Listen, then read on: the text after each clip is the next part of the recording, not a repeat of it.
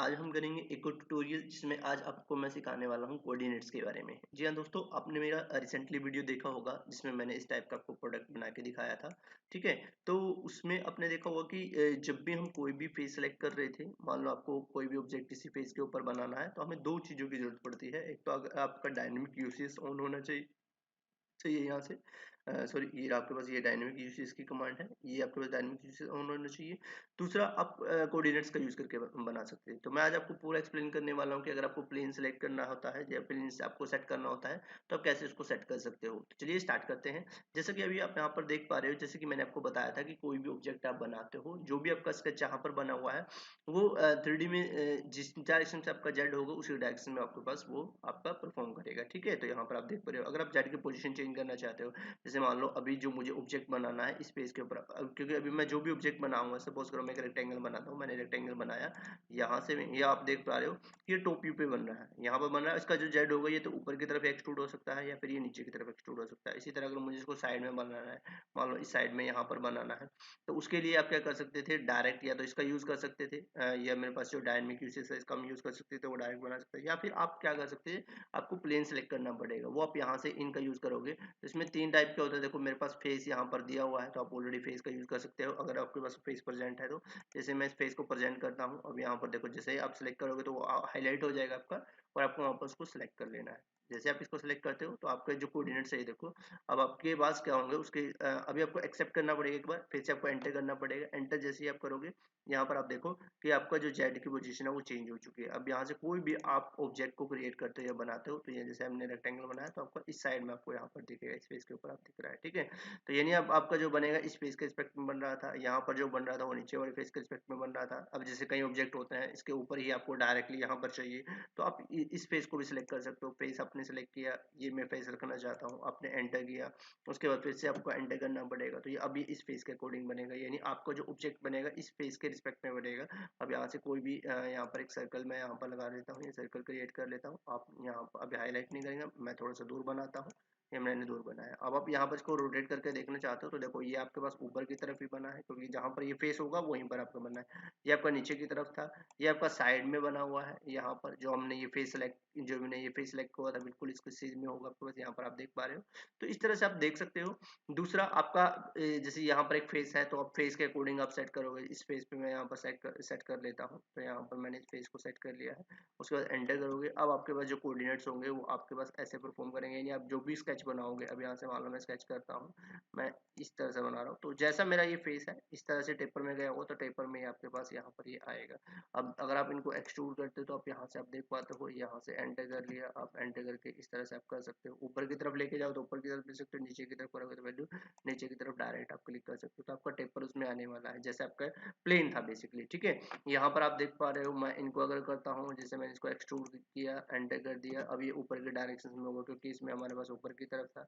Extrude किया, इस part को मैं यहाँ से एक्सट्रूड करता हूँ, एंटर कर दिया, तो यहाँ से आपको वो जो होगा इस डायरेक्शन में होगा या फिर इस डायरेक्शन में हो सकता है। अब देखो जहां पर भी आपके पास ये ब्लू कलर का जो जेड यहाँ पर दिखाई दे रहा है, यहाँ पर आप देख पा रहे हो, तो जैसे इस डायरेक्शन में ब्लू कलर का है, तो अब इसका मतलब क्या होता है कि कोई भी जो डायरेक्शन होगी वो इस डायरेक्शन में प्लस के लिए होगी। जैसे मान लो मैं 10 देता हूँ तो ये बाहर की तरफ करेगा, 10 मैंने कर दिया, एंटर किया, तो यहाँ पर देखो इसने यहाँ से लेके यहाँ तक 10 किया है, उस चीज को बाहर की तरफ उसको लेके आ चुका है वो।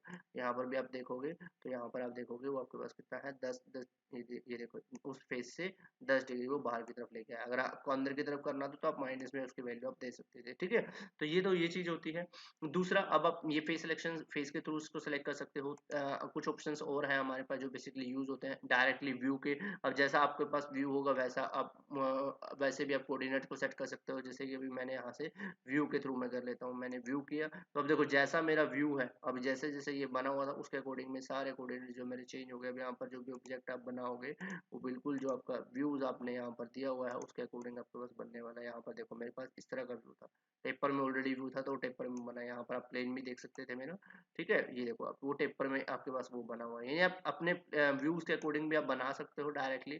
किंतु कई चीजें ऐसी आ जाती है कि हमें बिल्कुल रिस्पेक्ट में करना पड़ता है, किसी लाइन के रिस्पेक्ट में बनाना पड़ता है। जैसे मान लो अभी यहाँ पर आपके पास ये टेपर फेस था, सपोज करो मेरे पास ये टेपर फेस नहीं होता और मुझे टेपर में यहाँ बीच से एक सर्कल निकालना होता जो इस तरह से जाए, इसके अंदर से पास होके जाए, मुझे यहाँ से कट करना है उस चीज को।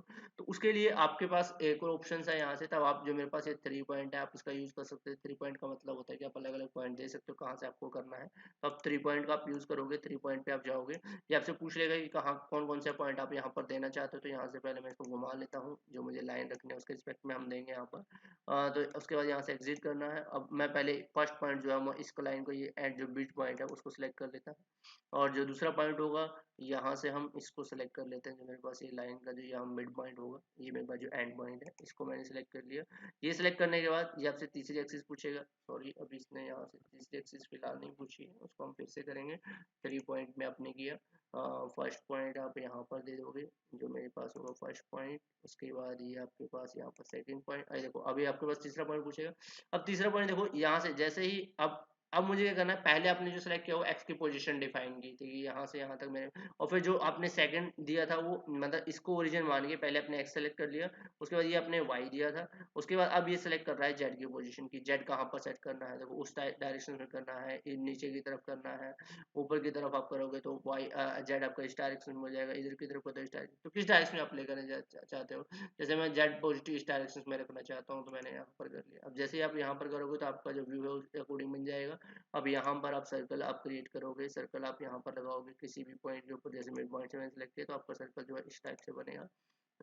कोई भी वैल्यू आप यहाँ पर दे सकते हो कि कितने डिग्री का आपको सर्कल चाहिए, सॉरी कितने रेडियस का आपको सर्कल चाहिए।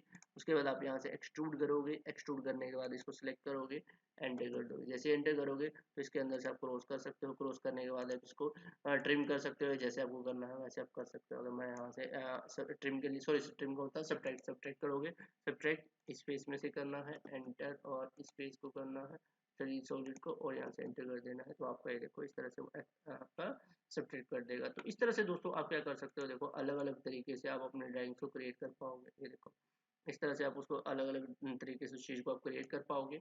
दूसरा मतलब ये प्लेन को सिलेक्ट करने का मेथड होता है बेसिकली। अगर आपको प्लेन को सिलेक्ट करना हो तो कैसे कैसे आपको डिफरेंट डिफरेंट व्यू पे आपको बना सकते हो, ठीक है। अब नेक्स्ट जो मेथड आता है आपके पास यहाँ से ये है प्रीवियस का मेथड है। प्रीवियस का मतलब होता है जो रिसेंटली आपने यूज किया हो। जैसे मैं प्रीवियस करता हूँ तो इससे पहले वाला जो व्यू था वो ये था आपका, ठीक है। तो उसने उसको सिलेक्ट कर लिया है तो प्रीवियस आप दे सकते हो। मेन ऑब्जेक्ट का भी है, अगर आप डायरेक्टली ऑब्जेक्ट पे देना चाहते हो, क्योंकि फेस को आपको सिलेक्ट करना पड़ता है। तो जैसे आप ऑब्जेक्ट में जाओगे, ऑब्जेक्ट में क्या करेगा, जिस वो ऑब्जेक्ट पे आप करना चाहते हो, जैसे यहाँ पर आप करोगे, ये देखो ये डायरेक्टली इसकी तरह हाईलाइट हो जाएगा, ऊपर का है तो इस तरह हाईलाइट हो जाएगा, इस तरह है तो जेड आपका इस डायरेक्शन में चला जाएगा, इस तरह का इस तरह, मतलब आपके पास जैसा आपके पास स्पेस होगा वैसे वो हाईलाइट हो जाएगा। सिंपली वहां पर आपको क्लिक कर देना है, जैसे क्लिक करोगे तो हमारा जो कोऑर्डिनेट्स है वो आपके सेट हो जाएंगे, ठीक है। तो आप इस तरह से भी अपने कोऑर्डिनेट्स को सेट कर सकते हो और अपने जो भी ऑब्जेक्ट को आप क्रिएट करना चाहते हो, बनाना चाहते हो, वो बना सकते हो। ये सारे जो मेथड है आप यहाँ से पर्टिकुलरली यूज कर सकते हो जो आपके सुटेबल होगा। सभी को रेस्ट करना है, अगर आपको वही जो आपका WC मेन होता है आपका, ठीक है, उसके ऊपर आप करना चाहते हो तो यहाँ से जो वर्ड का ऑप्शन होता है इसको आप चूज कर सकते हो। जैसे वर्ड करोगे तो सारे रीसेट हो जाएंगे, और जो हमारे पास जो बाय डिफॉल्ट जो चलता है वो आप उसके ऊपर आप यहाँ से काम करना स्टार्ट कर दोगे, ठीक है। तो इस तरह से आप क्या कर सकते हो, डिफरेंट डिफरेंट व्यूज आप सेट कर सकते हो। इसके अकॉर्डिंग आपको एक्सट्रूड करना है, कट करना है, वो सारी चीजें आपके जो डिपेंड करती हैं बेसिकली। अब इनको एक तरह से प्लेन ही बोलते हैं तो प्लेन के ऊपर डिपेंड करेंगी। तो उसके लिए हम बेसिकली कोऑर्डिनेट सिस्टम का जो है वो यूज करेंगे। आगे आने वाले कुछ वीडियो में हो सकता है कि मैं इसका कुछ एग्जाम्पल आपको दूं, तो वहां से शायद आपको थोड़ा सा और क्लियर हो जाएगा, ठीक है। तो आज के लिए इतना ही था, तो बने रहिएगा मेरे साथ, ठीक है। और इसी तरह हम अपने जो ये सेशन है 3D का, 3D वीडियो का, यानी 3D जो हम डिजाइन बनाना सीख रहे हैं ऑटोकैड के अंदर, उसको हम कंप्लीट करेंगे। तो दोस्तों आज के लिए इतना ही, मिलेंगे नेक्स्ट वीडियो में, तब तक के लिए थैंक यू, बाय बाय।